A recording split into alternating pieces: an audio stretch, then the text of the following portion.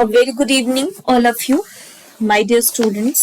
मेरा नाम डॉक्टर श्वेता भट्ट है और मैं असिस्टेंट प्रोफेसर हूँ बुद्धा पीजी कॉलेज कुशीनगर में। जो लोग पहले से चैनल पे जुड़े हुए हैं वो लोग मेरे बारे में ऑलरेडी जानते होंगे कि मैं लास्ट 2016 से लेकर के 2022 तक नेशनल पीजी कॉलेज में as an assistant professor serve किया एंड उसके बाद यूपीएचईसी ESC हायर एजुकेशन से सेलेक्ट होकर के as an assistant professor Buddha PG college Kushinagar में पोस्ट हुई।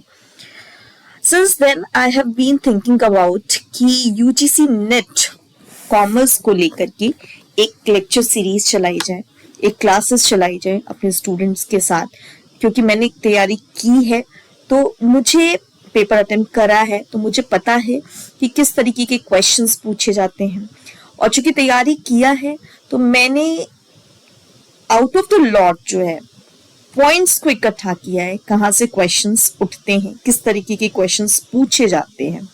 एंड देयरफॉर क्योंकि मैंने मेहनत किया है तो मेरे बहुत सारे जूनियर्स हैं, मेरे बहुत सारे स्टूडेंट्स हैं जो आगे इस दिशा में आगे बढ़ रहे हैं, तो मैं चाहूंगी कि मेरी तैयारी, मेरी मेहनत, मेरे नोट्स मेरे अलावा उन लोगों को भी बेनिफिट करे। ठीक है, कॉमर्स का ये सिलेबस सिर्फ कॉमर्स यूजीसी नेट में ही नहीं बल्कि उच्चतर शिक्षा सेवा आयोग द्वारा भी सेम सिलेबस अप्लाई किया जाता है।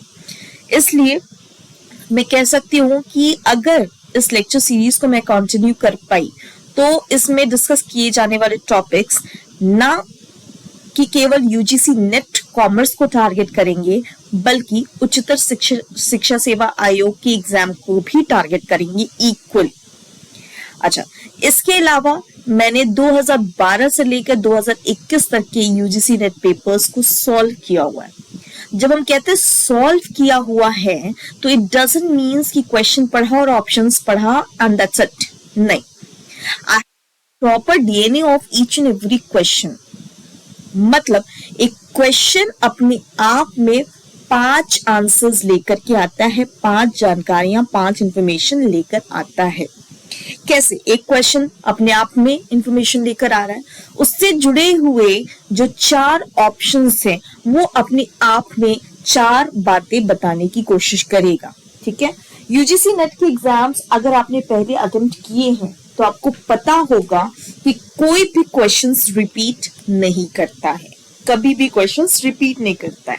लेकिन हाँ, पिछले साल के पेपर सॉल्व करने से आपको पेपर के पैटर्न, पेपर को केटर करने का तरीका, ठीक है, उनको असेस करने का तरीका, ठीक है, असर्शन रीजनिंग कैसे आती है, मैच द फॉलोइंग कैसे आता है, किन किन कीवर्ड्स से, क्योंकि हर ऑप्शंस, हर मैच द फॉलोइंग काफी मिलता जुलता लगता है। बट इन दैट सिचुएशंस अगर आप लास्ट 10 इयर्स के पेपर्स को सॉल्व किए हैं तो आपका जो मेंटल फ्रेमवर्क है उस तरीके से डिजाइन होता है, आपका थॉट प्रोसेस, आपकी सोचने का जो अलाइनमेंट है वो काफी हद तक उस तरीके से डिजाइन होता है जैसा कि यूजीसी नेट के एग्जाम्स में पूछा जाता है। दो बहुत लेट हो गया है, 18 जून जो है शायद नेट की एग्जाम की डेट भी आ चुकी है। बहुत पहले से सोचते हुए भी मैं लेट हो चुकी हूँ, बट फिर भी because of certain assignments, projects, classes मुझे टाइम नहीं मिल पाया, लेकिन फिर भी दिमाग में था तो आज मैंने सोचा है कि आज से लेकर के कुछ नहीं तो 15-16 तारीख तक छोटे छोटे लेक्चर सीरीज कुछ हर सब्जेक्ट से उठाते हुए इम्पोर्टेंट, और मेजर फोकस रहेगा मेजर एक्सप्लेनेशन पे नहीं बल्कि पॉइंटर्स पे, जहां पॉइंटर हमारा कोशिश रहेगा। ठीक है, तो आज हम जो है जो टॉपिक सेलेक्ट किए हैं वो सबसे पहला पेपर है जो आपने, अगर आप सिलेबस देखा हो तो यूजीसी नेट का जो सिलेबस है वो उसमें 10 यूनिट है और पहला यूनिट जो है वो बिजनेस एनवायरनमेंट के बारे में बात करता है। ठीक है, बिजनेस एनवायरनमेंट में 2 चीजें हैं, एक बिजनेस एनवायरनमेंट सिंपली और जो दूसरा मेजर पार्ट है that is international business environment. ठीक है, तो मैं आज एक शॉर्ट आपको आइडिया दूंगी कि इंटरनेशनल बिजनेस एनवायरनमेंट होता क्या है, उससे रिलेटेड क्या थ्योरीज दी गई हैं जो कि यूजीसी के एग्जाम में पूछा जाएगा। ठीक है, सबसे पहले बिजनेस एनवायरनमेंट आपने पढ़ा होगा, ठीक है, अब बिजनेस को करने के लिए जब आप इंटरनेशनल लेवल पे जा रहे हैं, ठीक है, मतलब अपने देश से बाहर, then simply you can by the name you can make out international business क्या होता है.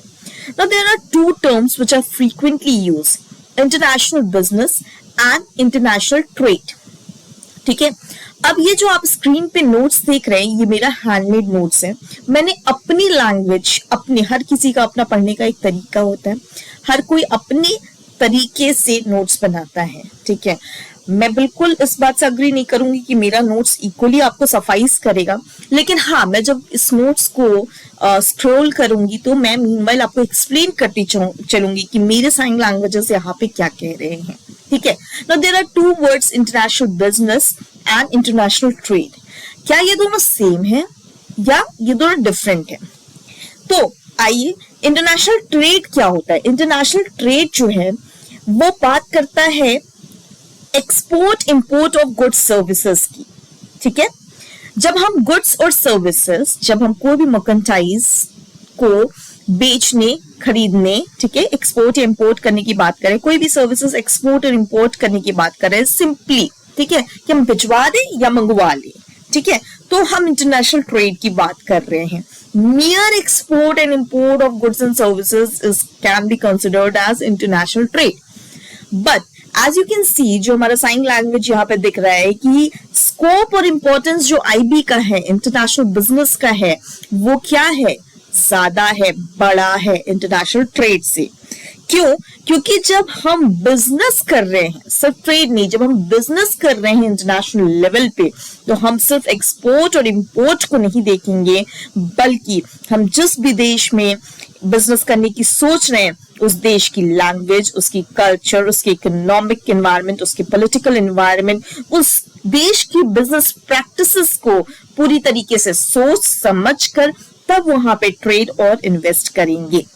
So here you can ascertain that international business का जो स्कोप है वो कहीं ना कहीं इंटरनेशनल ट्रेड से काफी बड़ा है. ठीक है, तो इंटरनेशनल ट्रेड जो है सबसेट है इंटरनेशनल बिजनेस का. ठीक है ना, अब हम जल्दी जल्दी कंप्लीट करेंगे, एक तरीके का क्रैश कोर्स टाइप का चलेगा.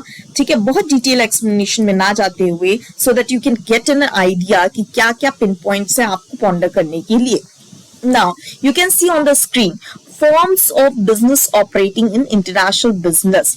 अब जब इंटरनेशनल बिजनेस पे आप ग्लोबल लेवल पे अपने बिजनेस को चला रहे हैं, तो किस किस तरीके से आप चला सकते हैं. पहला पॉइंट आप देख सकते हैं, merchandise of exports and exports and import. merchandise exports and imports. ठीक है, कहने का मतलब कि merchandise का मतलब क्या होता है, गुड्स, वो गुड्स जो टैंजिबल गुड्स होते हैं. ठीक है, गुड्स को सर्विसेज से कंफ्यूज नहीं करेंगे. ठीक है, गुड्स वो गुड्स जिसको आप छू सकते हैं, टेंजिबल मतलब छू सकते हैं.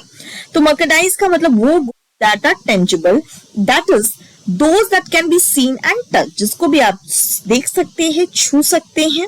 ठीक है, उसको आप मर्केंडाइज कहते हैं. ठीक है, तो टेंजिबल गुड्स का एक्सपोर्ट और इंपोर्ट जब आप कर रहे हैं फ्रॉम वंस ओन कंट्री, आप अपने देश से किसी विदेशी देश में, ठीक है, तब आप क्या कर रहे हैं, आप मर्केंडाइज कर रहे हैं, एक्सपोर्ट इंपोर्ट कर रहे हैं मर्केंडाइज का, टैंजिबल गुड्स का. और ये एक माध्यम है बिजनेस ऑपरेट करने का इंटरनेशनल लेवल पे. दूसरा पॉइंट आप देख सकते हैं, सर्विस एक्सपोर्ट एंड इंपोर्ट. ठीक है, आप गुड्स एक्सपोर्ट इंपोर्ट कर सकते हैं, आप सर्विस भी एक्सपोर्ट इंपोर्ट कर सकते हैं. तो जब सर्विस एक्सपोर्ट इंपोर्ट कर रहे हैं, इसका मतलब सर्विस क्या हो गया, इंटैंजिबल गुड हो गया. ठीक है, जब इनटेंजिबल गुड है तो वो क्या हो गया, एक तरीके का दिखता नहीं है, उसको आप छू नहीं सकते हैं, यानी वो क्या हो गया, वो एक तरीके का इनविजिबल ट्रेड है. ठीक है, तो आप कह सकते हैं कि इनटेंजिबल एस्पेक्ट जो है सर्विस का, ट्रेड एंड सर्विसेज को आप सर्विस एक्सपोर्ट और इंपोर्ट भी कह सकते हैं, और ये भी एक माध्यम है अपने बिजनेस को इंटरनेशनल बिजनेस में ऑपरेट करने का. ठीक है, तीसरा पॉइंट आप देख सकते हैं, लाइसेंसिंग एंड फ्रेंचाइजिंग. ठीक है, आपने सुना होगा कि मैकडी का फ्रेंचाइजी लिया है, इनका फ्रेंचाइजी लिया है, इसका लाइसेंस ले लिया है काम करने का. ठीक है, तो अब क्या है कि आपने अपने किसी कंपनी का, ठीक है, या आपने फॉरेन किसी कंपनी का आपने अपने किसी कंपनी का लाइसेंस या फ्रेंचाइजी फॉरेन कंट्री में किसी को दे दिया, या आपने फॉरेन कंट्री की किसी कंपनी किसी प्रोडक्ट का लाइसेंस या फ्रेंचाइजी लेकर आप अपने कंट्री में ऑपरेट करने लगे. So simply you can say that permitting another party in a foreign country to produce and sell goods under your trademark, copyright and patents can be another way to do international business. मतलब आप उस देश में गए नहीं, उस देश की किसी व्यक्ति को आपने अपने प्रोडक्ट्स को प्रोड्यूस करने का, बेचने का परमिशन दे दिया, प्रोवाइडेड वो आपका लोगो, आपका कॉपीराइट, आपकी पेटेंट, आपका नाम यूज करेंगे और आपके नाम पे वो बिजनेस वहां करेंगे और उससे मुनाफा कमा के आपको भी देंगे और अपने भी रखेंगे. मतलब you are the owner and the other party is just operating on your name and doing the business. ठीक है, तो this is how the big companies work. ठीक है, मैकडी अगर गोरखपुर में है तो मैकडी का ओनर यहाँ नहीं आ रहा है. ठीक है, बाटा अगर गोरखपुर में है तो बाटा का ओनर यहाँ नहीं आ रहा है. So this is how people work. ठीक है, नेक्स्ट कम्स, ये भी एक इंटरनेशनल बिजनेस करने का तरीका हो गया. Next comes foreign investment. ठीक है, तो फॉरेन इन्वेस्टमेंट क्या है? Investment in foreign countries. ठीक है, सिंपल. फॉरेन इन्वेस्टमेंट क्या है? Investment in foreign countries. ठीक है, अब ये एक अच्छा तरीका है, बहुत कह सकते हैं कि बड़े स्तर पे जो है फॉरेन इन्वेस्टमेंट्स जो है इंटरनेशनल बिजनेस करने का एक माध्यम है. ठीक है, अब इसमें क्या किया जाता है कि it involves investments of funds abroad in exchange for financial return. ठीक है, आप क्या कर रहे हैं? एफडीआई, ठीक है, या शेयर्स खरीद रहे हैं फॉरेन कंपनीज की. आप डायरेक्ट जो है उस पर्टिकुलर कंट्री में इन्वेस्ट कर रहे हैं, उस पर्टिकुलर कंट्री की किसी कंपनी में इन्वेस्ट कर रहे हैं. That is what is FDI. ठीक है, या आप उस कंपनी के शेयर्स ले रहे हैं फॉरेन कंपनी के. ठीक है, तो you are a kind of owner, you are investing in that company. ठीक है, तो this is one way of doing international business. ठीक है, नेक्स्ट कम मोनोपोली पावर. ठीक है, अब ये क्या हो सकता है? मोनोपोली पावर को आप ऐसे समझेंगे कि patent right, technological advantages, product segregation, ये सब क्या है? एग्जाम्पल है मोनोपोली पावर के. ठीक है, आपने अपना पेटेंट किसी को यूज करने के लिए, अपने सामान का पेटेंट आपने करा लिया और यूज करने के लिए किसी और को दे दिया. ठीक है, सो इससे क्या है कि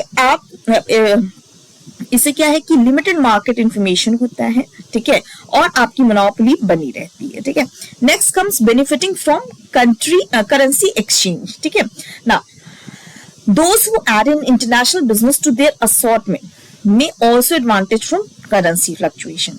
मान लीजिए कि यूएस डॉलर अभी डाउन है. ठीक है, तो आप क्या कर सकते हैं?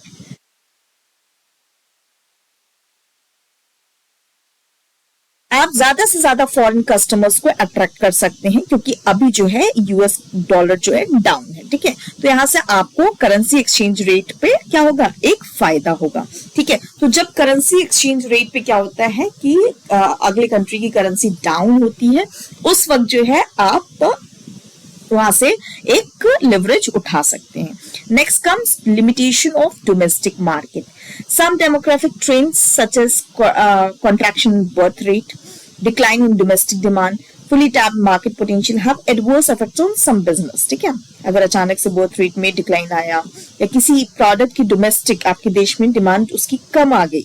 ठीक है, तो ऐसे कंडीशन में आप क्या करेंगे? सामान डंप नहीं करेंगे, खत्म तो करेंगे नहीं, तो उस सामान को आप दूसरी कंट्री में, जिस कंट्री में उसकी डिमांड है, उस कंट्री में आप बेच सकते हैं. ठीक है, so this is one way of operating in international business. ठीक है, now increased revenues. now international business का एक प्रमुख कारण ये है to enlarge the number of client. ठीक है, तो जब आप क्या है कि अपने शहर में शुरू किया बिजनेस, तो वहां पे सारे मार्केट को टैप करा, शहर से आप प्रदेश में, फिर देश में, फिर धीरे धीरे क्या करते हैं कि आप पूरे विश्व में ग्लोबलाइज होने लगते हैं. तो उद्देश्य क्या है? स्कोप क्या है? इंपॉर्टेंस क्या है इंटरनेशनल बिजनेस का? Increased revenues.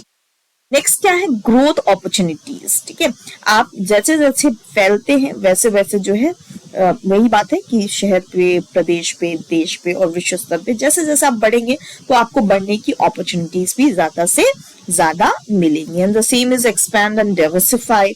ठीक है, आपको ज्यादा से ज्यादा देशों में घूमने का मौका मिलेगा, अपने बिजनेस को ऑपरेट करने का मौका मिलेगा, और हो सकता है कि डिफरेंट देश की कल्चर, वहाँ का टेस्ट, वहाँ का इकोनॉमिक बैकग्राउंड, ठीक है, वहाँ की लैंग्वेज आपको कुछ नया बनाने पे प्रोत्साहित करे या कुछ नया आपको सीखने का मौका दे। फॉर एग्जाम्पल, मैं अक्सर मैकडी का एग्जाम्पल कोट करती हूँ कि जब इंडिया में मैकडी आया तो McD launched with the beef and pork burger, but यहाँ पे हाईली रिटालिएट हुआ क्योंकि यहाँ पे नॉन वेज, वो भी बीफ वगैरह का खाने का कोई भी कल्चर नहीं था, ठीक है। Then they understood, they holded on and they study the cultural background of the India, और फिर वो धीरे से फिर समझे कि यहाँ पे तो बहुत इजी है कि अगर आप आलू टिक्की बर्गर बना करके, आलू की टिक्कियां बना करके आप बर्गर में रख देंगे, बन में रख देंगे, तो that is going to be highest selling. और आज के डेट में देखिए कि आज आलू टिक्की बर्गर जो है आपकी मैकडी का सबसे हाईएस्ट सेलिंग बर्गर हो गया, ठीक है। तो अब क्या हुआ कि आप जब एक्सपैंड किए और दूसरी कंट्री में गए तो वहां की कल्चर को समझा, तो आपने डाइवर्सिफाई किया, अपने प्रोडक्ट में नए वेरिएंट्स ले आए, और आपने देखा कि बाकी कंट्रीज के कंपैरेटिव जहां बीफ पॉर्क बर्गर देना पड़ता था जो कि महंगा होता था, ठीक है, यहाँ पे सस्ते में आपको एक ह्यूज रिटर्न मिल गया, ठीक है।